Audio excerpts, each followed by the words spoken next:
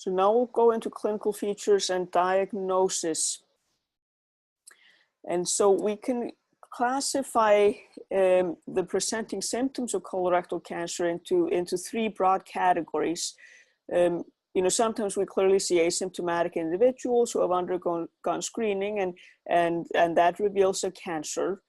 And sometimes we see people who are presenting with some symptoms such as a change in bowel habits, bleeding, iron deficiency, anemia, pain, or palpating a mass or having had weight loss. And then we have the patients who are presenting acutely to our emergency room. They're coming in with a bowel obstruction or a perforation as a result of the cancer or an acute bleed. And then we have some unusual presentations, which is not common to see, but you know, should not be missed. And the first one on here is fever, and often this will present itself as fever of unknown origin, where people may present with fever and then have blood cultures drawn, and they find the Streptococcus bovis in the blood cultures. And interestingly, this is associated with colorectal cancer. If you have a patient with this, they have up to a 25% chance of having colorectal cancer. So once they recover from their sepsis, they should go and have a colonoscopy. And of course, occasionally these cancers can invade into other organs, and particularly rectal cancer can invade into the bladder or vagina and cause fistulas, and then people can present with fecal material from these orifices.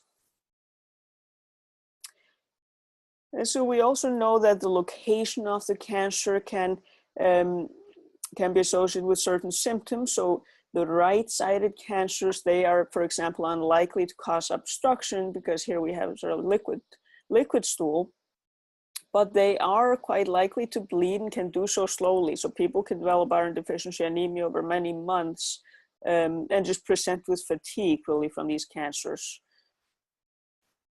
On the left-hand side, those cancers are more likely to present with change in bowel habits. There people could have increasing difficulty with passing stool, pain, and notice blood in the stool. And the rectal cancers can really present with pain and then pencil thin stool. Then for workup of these, you know, I would really say that colonoscopy, of course, is the diagnostic standard where you can visualize what's going on and get a biopsy to confirm the diagnosis.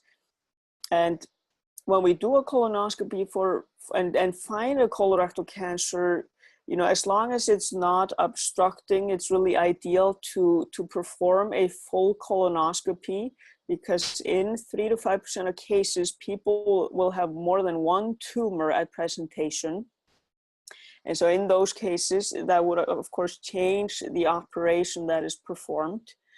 Now, barium enema could also be used to visualize the cancer or CT colonography, but of course, you can't biopsy the lesion. And then we would follow with a CT abdomen and pelvis and chest, either chest CT or a chest X-ray. And you want to do that with IV and PO contrast, and that's really to rule out metastatic disease before embarking on an operation. And we want to do a complete blood count, a metabolic panel. And once we have the colorectal cancer diagnosis, we want to be following the tumor marker, the carcinoembryonic antigen. And we don't use that to diagnose, but we do utilize it in both surveillance and to follow treatment response. So it's important to get that before one goes for operation and then follow it after the operation. And so on a barium enema, a colon cancer will look like this, what we call an apple core lesion. You have contrast here and down here, but you can really see this obstructing lesion. On a CAT scan, it may look something like this. Again, looks like an obstructing lesion with a lymph node. And here you see a tumor that's partially circumferential on a colonoscopy. So let's talk about staging. So we stage this with the TNM classification, and a stage 1 cancer is really a cancer that has gone either through the submucosa or into the muscularis propria, a T1 or a T2. A stage 2 cancer has grown a bit further into the wall, either through the muscularis propria layer or through the serosa. And of course, if you have structures, it could have grown into those structures, and then we call that a T4B. A stage 3 cancer is a cancer that is then involving the lymph nodes. So it could be any kind of T stage, but it's involving the lymph nodes, and we have the subclassifications of the end stage depending on the number of lymph nodes.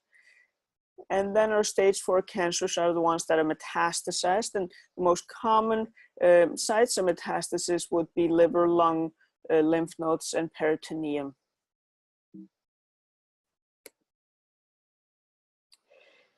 So the stage at diagnosis is of course the most important predictor of survival.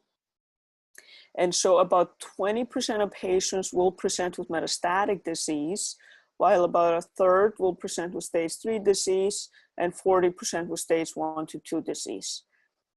And the survival in stage 1 to 2 disease is very good. We probably cure about 90% of patients. In stage 3 disease, it goes down to about 60 to 70%. And then the 5-year survival for someone with metastatic disease is about 10 to 15%. Of course, we're working hard on mapping out the genomics of colorectal cancer, and quite a bit is known there.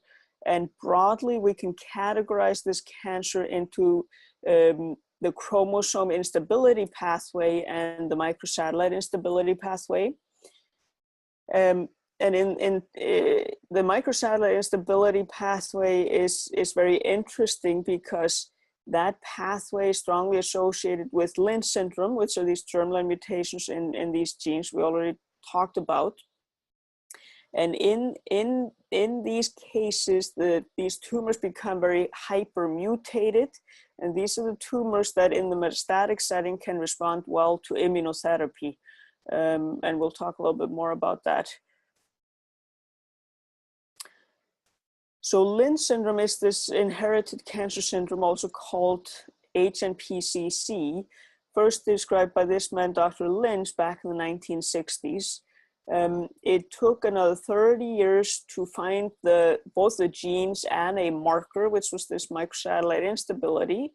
And the 4 genes were found in 94 to 97.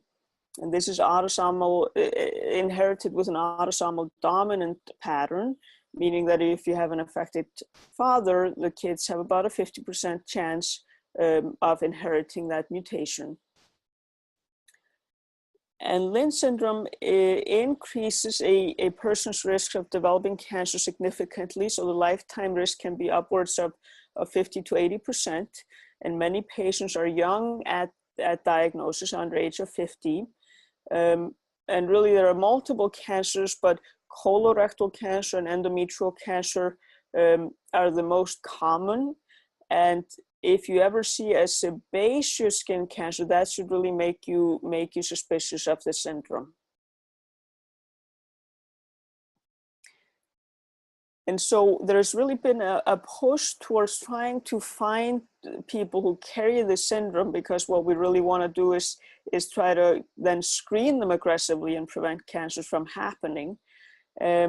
And so today we do what we call universal screening, where we take everyone with colorectal cancer and do stains on those tumors to identify, and then send these people for genetic testing where they can then be diagnosed. So this has been recommended by our multi-society task force and being done at many places around the country. And then if we find an individual with Lynch syndrome, of course, it's important to get the family members in to get them tested and start screening. And for people with the syndrome, they should really start having colonoscopies at 20 to 25 years old and repeat those every 1 to 2 years. And like I said, the immunotherapy is very likely to help someone who has metastatic disease. And the FDA has now approved this therapy just last year.